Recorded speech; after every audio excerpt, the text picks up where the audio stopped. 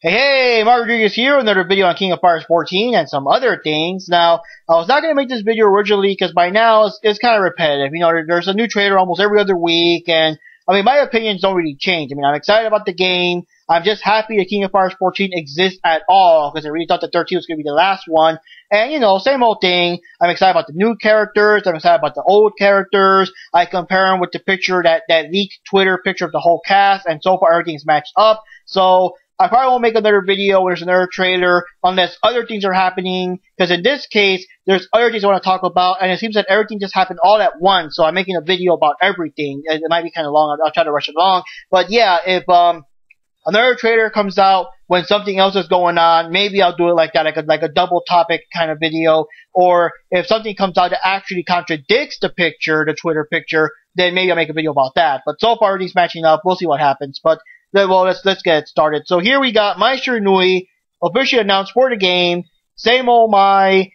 She has this like red and white kind of pattern on the big bow she has on her back, and also on the dress, the little flap part that covers her front. So I guess that's something of a design change, but you know, it's just same old Mai, nothing too dramatic there. And yeah, another new character, Banderas, was either a ninja or a ninja wannabe, and he's basically all over Mai because she's a ninja, oh my god, and he wants to either be trained by her, or he wants to train her, while Mai's just like, what the fuck, who are you, you know? And yeah, so the trailer actually has like Japanese back and forth between Mai and Banderas, and of course subtitles so we can understand what they're saying for the non-Japanese people, but it makes me wonder if the game itself is going to have voiceovers, because the first game, well not the first game, but King of Fighters 13 had a lot of story, a lot of text and stuff. It was just like that. So for this game to have like voiceovers, that would be kind of awesome. That'd be kind of cool. I'm just kind of afraid that if you have English voiceovers, I hope the actors they choose aren't so horrible, you know?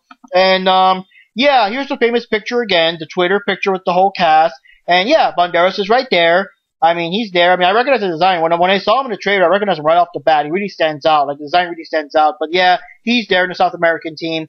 And as for Mai Nui, was there ever any doubt? I mean, you knew he's gonna be in the game. I mean, she's like I know she's from Fatal Fury, but she's like the face, like the female face of King of Fighters. She just has to be in it. I think she's been in almost every King of Fighter game, except for maybe King of Fighters 11, maybe I want to think, or either King of Fighters 11 or 2003. I think maybe 2003, but the PS2 version still added her anyway as a hidden character because you just can't have it without Mai Nui, you know? So, on other things, not King of Fighters related, we got Scottgames.com, you know, Five Nights at Freddy's creator, with the new game he's making that is not Five Nights at Freddy's, apparently. And now we got more clues, because first it was like mysterious lines or whatever. Now we got some letters. We got an E, we got an O, we got an A up there, we got a faded N. I think the N was there for a while though, but the A, the E, and all that stuff, that's like that's standing out more. That's like really coming out.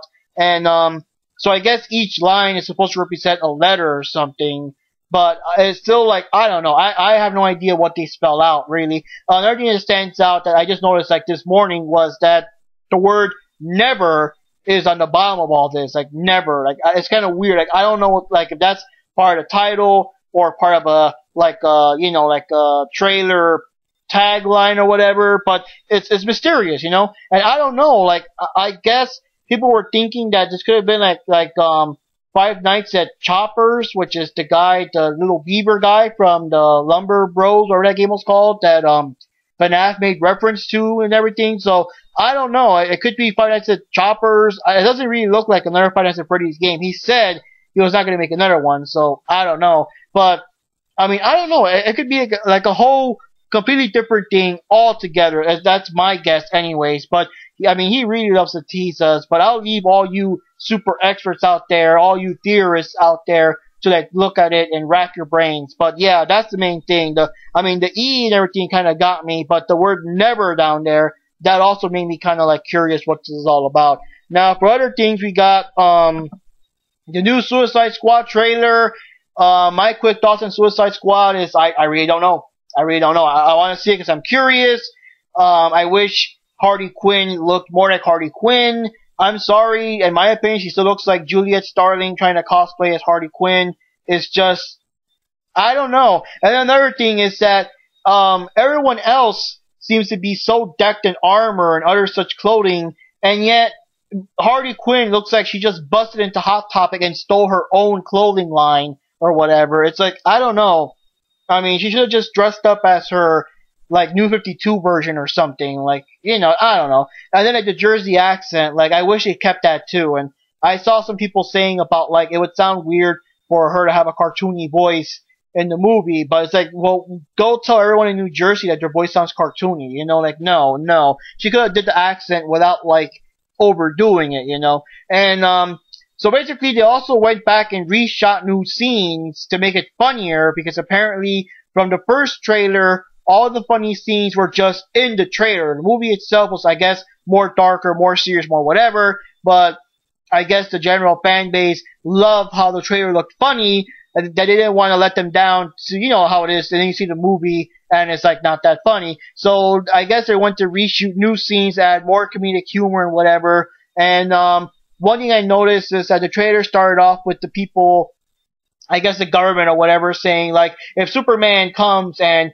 breaks into the White House and attacks the president, who can stop him, And I guess that's where this idea comes from. But the thing is, honestly, no one here in the Suicide Squad, not even Killer Croc, can do crap to Superman. So that's kind of, I don't know, that's so weird. Now, I'm thinking, because the thing is, they do missions, and we don't really know what exactly their mission is. Maybe their mission is to get kryptonite or some other anti-Superman thing, but it's kind of weird just to throw Superman in it. I know it's like a shared universe, and that's the thing though, that's another thing, like this random line, this random scene, what if Superman attacks, it just feels like tacked on, or like it just, like maybe they reshot that too, just to like nail the point home that this movie does take place within the same universe as Man of Steel and Batman, the Dawn of Justice or whatever, but still kind of weird. And my biggest question is still, like, this trailer does confirm that Batman is in the movie, but I'm still wondering, because the Batman from Dawn of Justice is supposed to be the older, like, out of retirement Batman from the Dark Knight Returns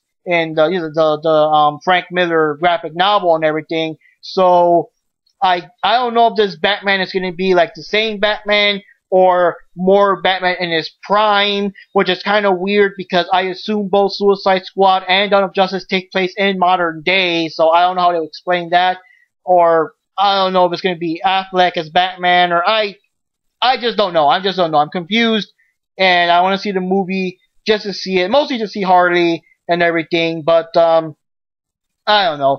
And as for Dawn of Justice, I'm going to wait till it's on Redbox. I heard lots of bad things about it, and honestly, I just saw it coming from a mile away. I liked Man of Steel. It wasn't perfect, but I liked Man of Steel, and I really wanted a sequel. And when they announced that Batman was going to be in it, I'm kind of like, well, okay. But then when they started announcing that they're going to have Wonder Woman and Aquaman and like Lex Luthor and Doomsday and Cyborg and who knows who else and whatever, it's like, no.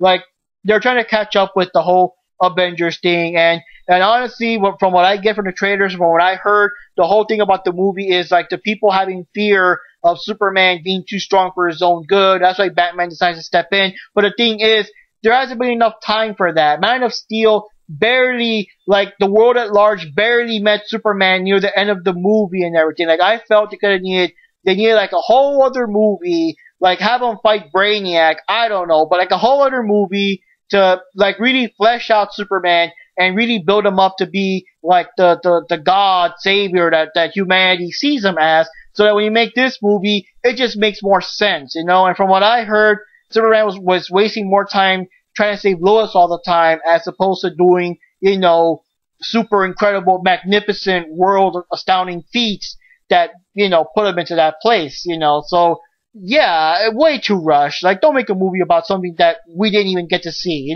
Make us like an actual Man of Steel 2, and then start with all the crossover stuff. But yeah, that's my thought on it. And finally, we got the Turtles, another new trailer with Turtles, and I finally got to see Rocksteady talk. I finally got to hear Sheamus' voice and everything.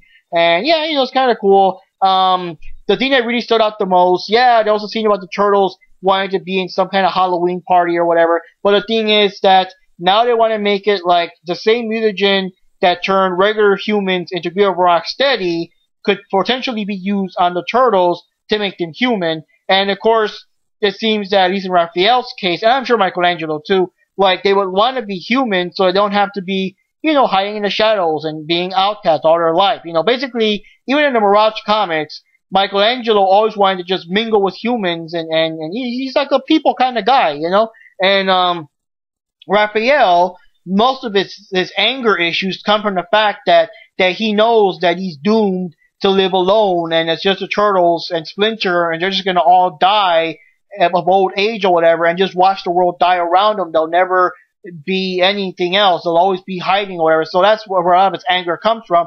So this movie does kind of build up on that. And honestly speaking, despite the fact it's the Michael Bay crap and whatever, I'm curious how that's gonna play out though. But another thing is that again, it's too much stuff. This is not gonna be one of those epic 3-hour movies like Star Wars or you know, the Dark Knight trilogy or whatever. It's just, you know, like it's gonna be a normal movie that's an hour and a half or so, you know. I don't know how they're gonna cram in, Baxter, Bebop and Rocksteady, reintroduce the Shredder, Karai, the Turtles with their Halloween party, the Turtles with dealing with the fact that they might actually become human, and all-out alien invasion with the Technodrome and stuff. Like, it just feels like, and Casey Jones too, and April being a schoolgirl for whatever reason, and even Judith Holt cameoing in the movie. Like, I don't know, it just feels like way too much crap to somehow cram into a movie that will barely be over an hour and a half long. So I don't know. We'll see what happens. And